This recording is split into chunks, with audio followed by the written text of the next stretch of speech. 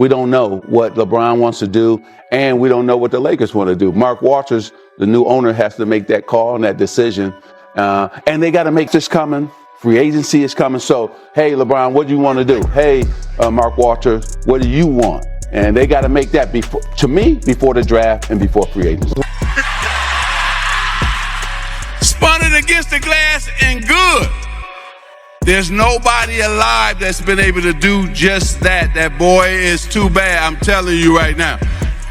But LeBron is a bad boy too. He's a bad boy. But it's great what you did in Dallas. But the difference is in Los Angeles, we expect championships and we expect our superstars to lead us to a championship. LeBron has already did that. Now we want Luka to do this. Magic finally stepped into the middle of the Lakers' biggest conversation.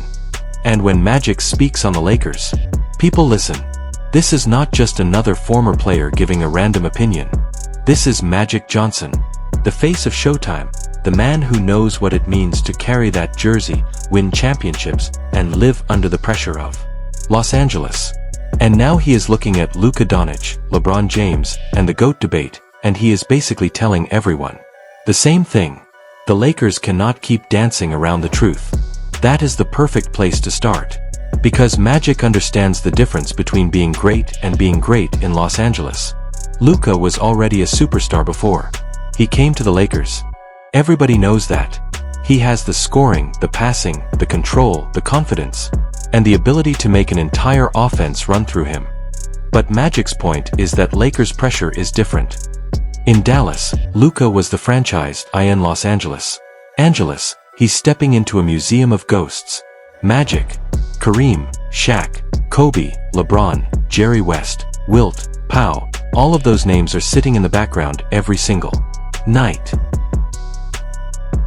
We shouldn't have to tell you to be in shape. That should have been, you should have been about that, right? Especially you're a superstar. So this is going to be an important year for the Lakers, important off season for the Lakers. And we have got to get better and look at the championship. Molly, always look at... That is why Magic's comments hit so hard. He is not telling Luka he can't handle it. He's warning him that handling it will require more than talent. The Lakers do not celebrate nice regular seasons. They don't build statues for second round exits. They don't treat almost like success. If Luka is going to be the next face of this franchise, then Magic is saying he has to understand what comes with that. Every loss becomes a headline. Every playoff failure becomes a legacy question. Every roster flaw becomes part of the superstar's burden. And that brings us to LeBron, because Magic is also looking at LeBron's future and saying the Lakers cannot wait forever. LeBron has earned respect, he has earned time. He has earned the right to decide how much longer he wants to play. But the Lakers are not in a normal position anymore.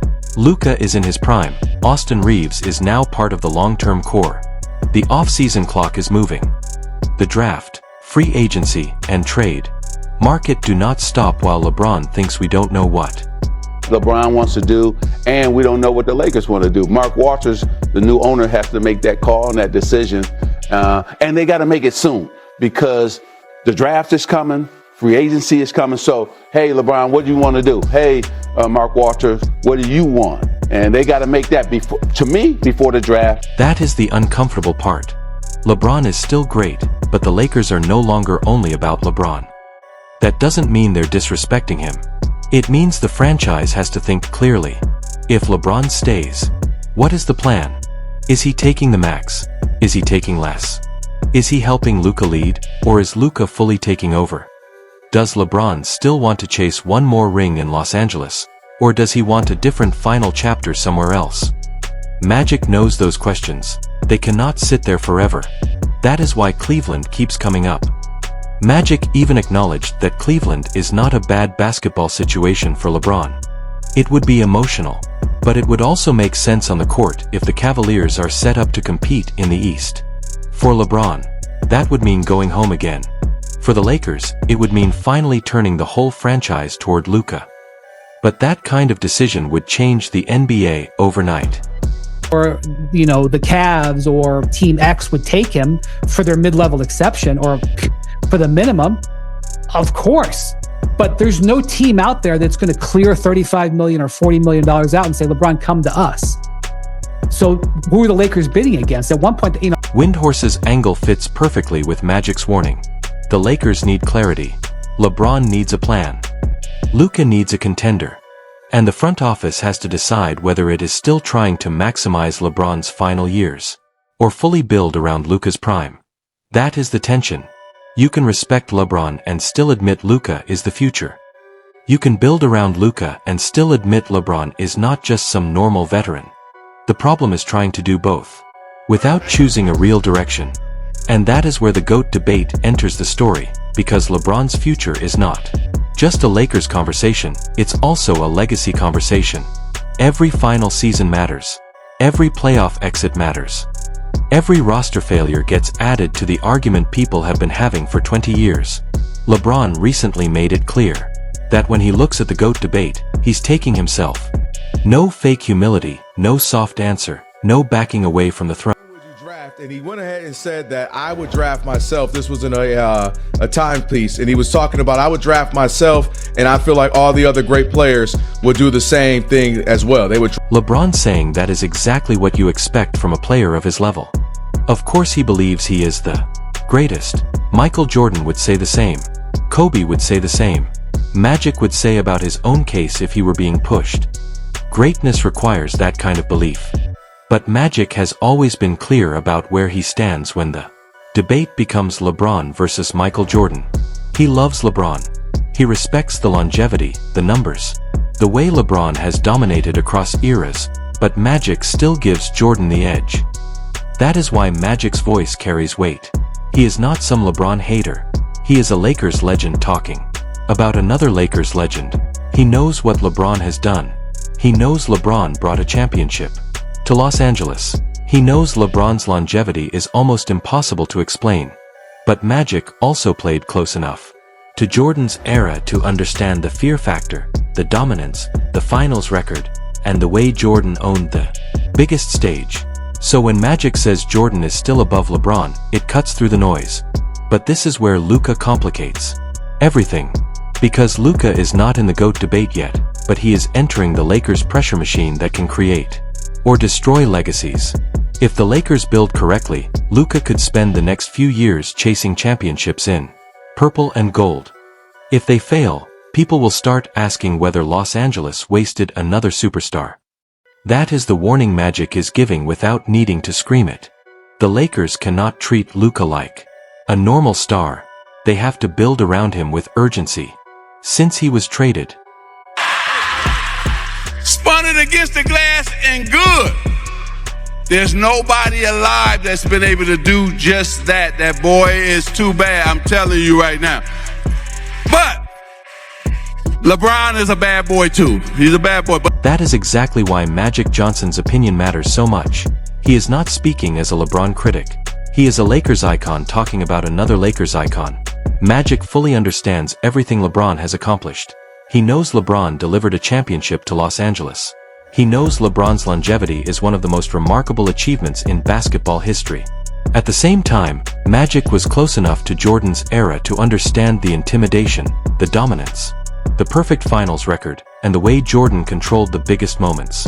So when Magic says Jordan still ranks above LeBron, his words carry weight beyond the usual noise of the GOAT debate. Luka Doncic is what makes the situation even more complicated. He is not part of the GOAT conversation yet, but he is entering the Lakers' pressure environment, where legacies can be elevated or questioned quickly. If the Lakers build the right roster around him, Luka could spend the next several years competing for championships in purple and gold.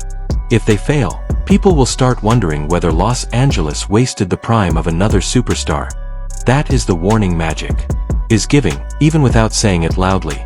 The Lakers cannot treat Luka like an ordinary star. They have to build around him with urgency and purpose. Ever since the trade brought him to Los Angeles, the expectations have only continued to rise. I prefer this response.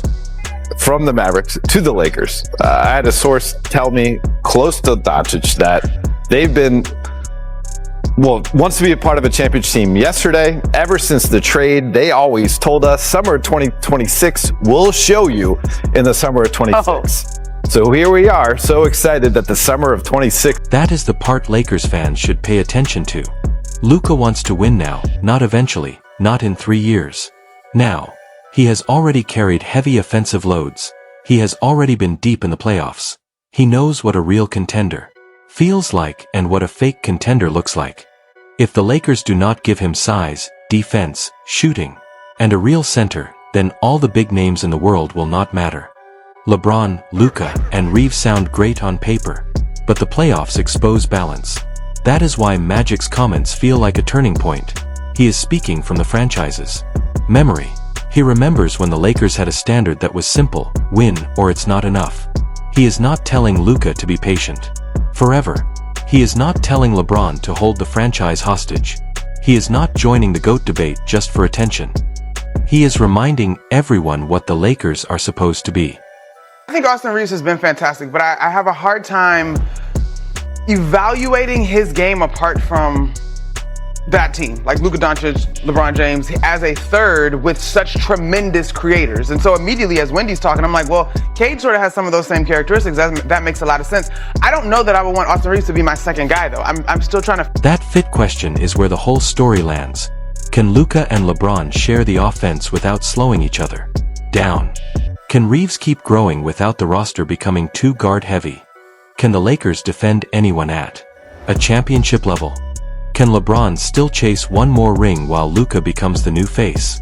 And most importantly, can the Lakers make a clean decision before the season starts?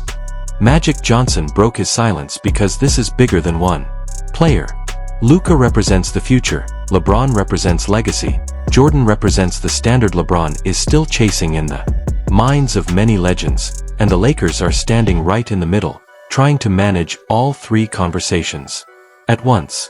That is not easy, but this is the Lakers. Easy was never the standard. Magic's message is simple. Luka has to understand what this franchise demands. LeBron has to decide what his final chapter should look like. And the Lakers have to stop acting like time is unlimited, because if they waste Luka's prime while LeBron's ending becomes messy, the GOAT debate will not be the only thing people argue about. They will also argue about whether the Lakers failed two generational stars in the same era.